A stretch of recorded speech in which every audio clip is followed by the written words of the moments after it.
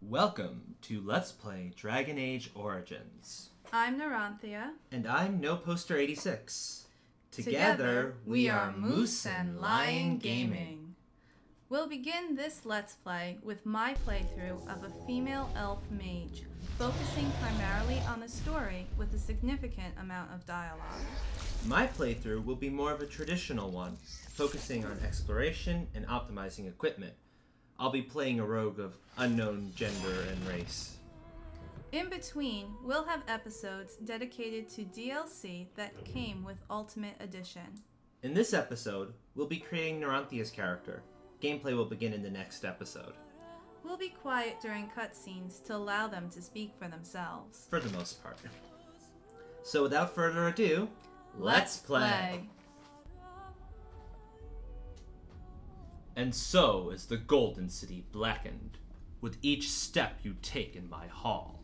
Marvel at perfection, for it is fleeting. You have brought sin to heaven, and doom upon all the world. Canticle of Threnodies, 8:13. The Chantry teaches us that it is the hubris of men which brought the Darkspawn into our world. The mages had sought to usurp heaven, but instead, they destroyed it.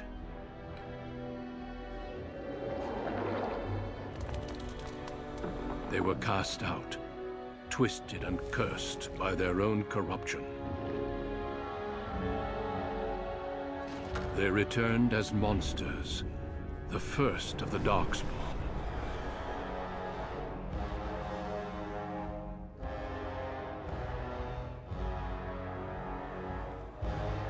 They became a blight upon the lands, unstoppable and relentless.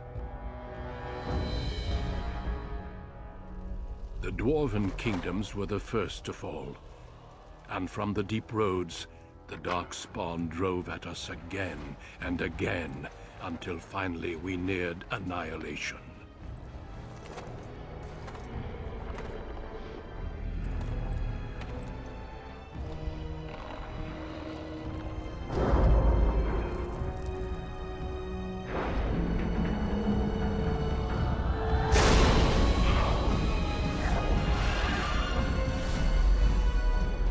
Until the Grey Wardens came.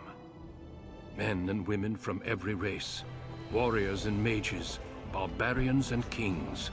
The Grey Wardens sacrificed everything to stem the tide of darkness, and prevailed.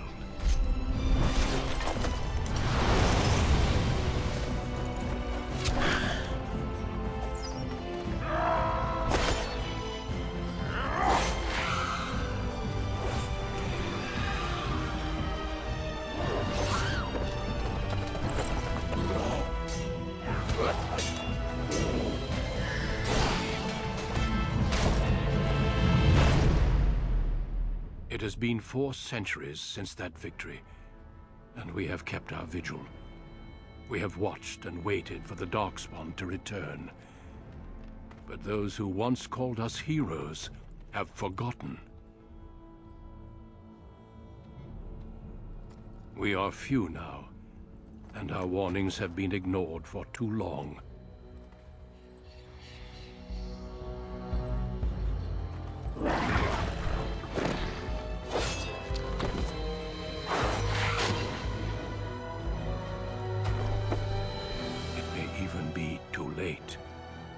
For I have seen with my own eyes what lies on the horizon. Maker, help us all.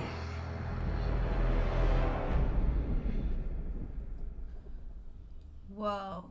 Intense. Yeah. So, character creation.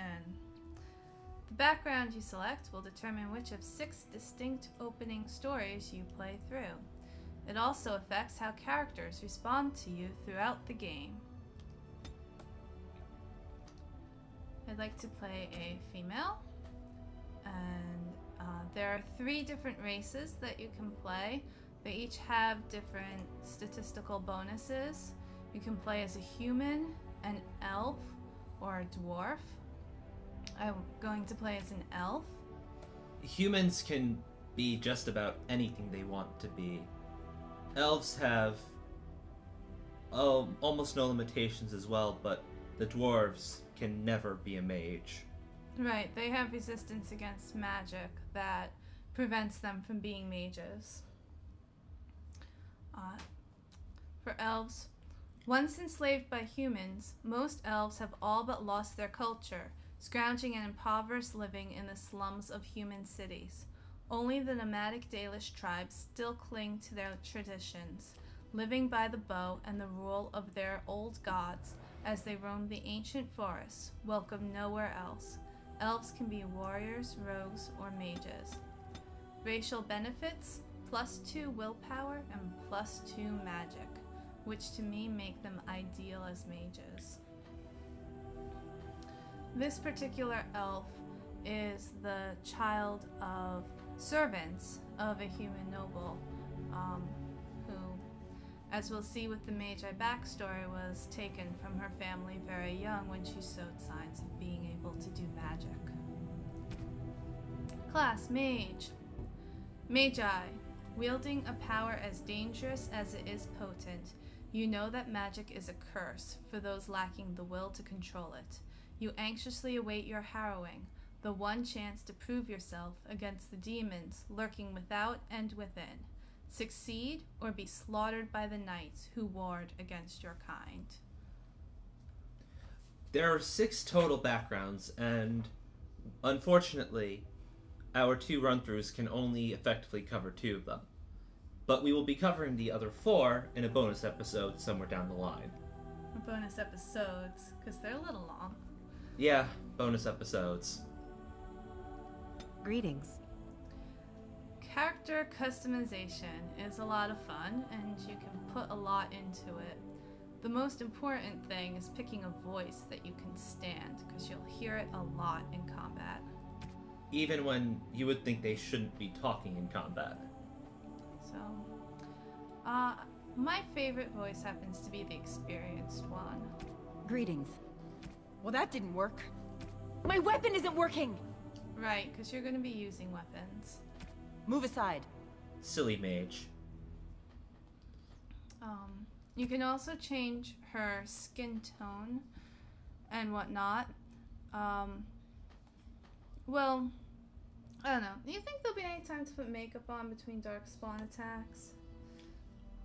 Between Darkspawn attacks? No. In the tower, she might find the time. In the tower, maybe. But I don't know how much she would really dedicate to that. So I'm just gonna kind of get rid of this makeup here. It's so weird that it gets darker around her eyes when you lower the intensity. Did I miss something? Blush intensity. Yeah. As for hair, there are also many different hairstyles you can use in different hair colors. She wears her hair down to cover her ears because as a child she was made fun of a lot by the children of the noble that her parents worked for, and so she's just kind of learned that she wants to keep those ears covered. We may want to change her hair color because otherwise she'll look a little too close to another party member we'll be picking up later. You have a good point. I think that party member happens to have the same hairstyle. Say, oh. And exact hair color too, for that matter. I don't know if she'd have time to put those things in her hair. That's once... how about that? I kind of like that, especially since the tips of her ears stick out just a tiny little bit. She tries to hide her ears, but it doesn't quite work. Alright, hair color. What about that? Or maybe a little darker? Ooh. I like the darker. Alright. Let's go with that. Portrait. I want to change the background. I like that a lot. Let's go with that. Alright. And you can change the name, the first name. I like Neria. Next. Attributes. You have 6 different attributes you can invest points into. First of all, strength, which is most useful for melee weapons, armor, your ability to hit, etc. It's critical for heavier armors, which can require up to like 38 strength or more. It gets a bit ridiculous. Kind of useless for a mage, however.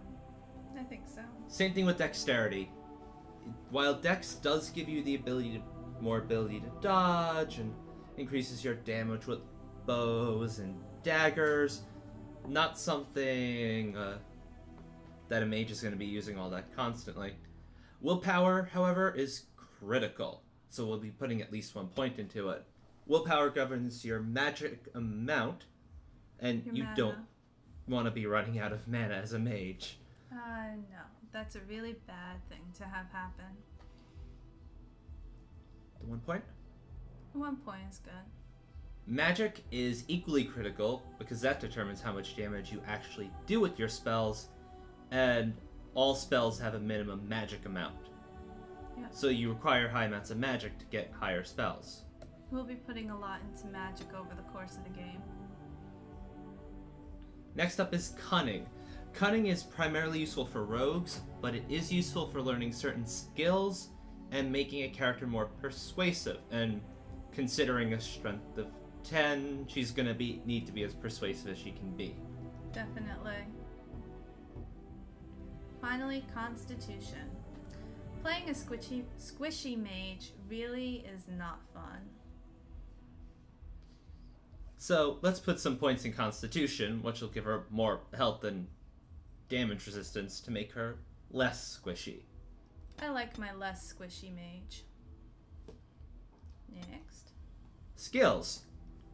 There are a handful of skills to choose from, and skill points come every 3 levels for mages and warriors and every 2 for rogues. The reason I prefer rogues, or one of them.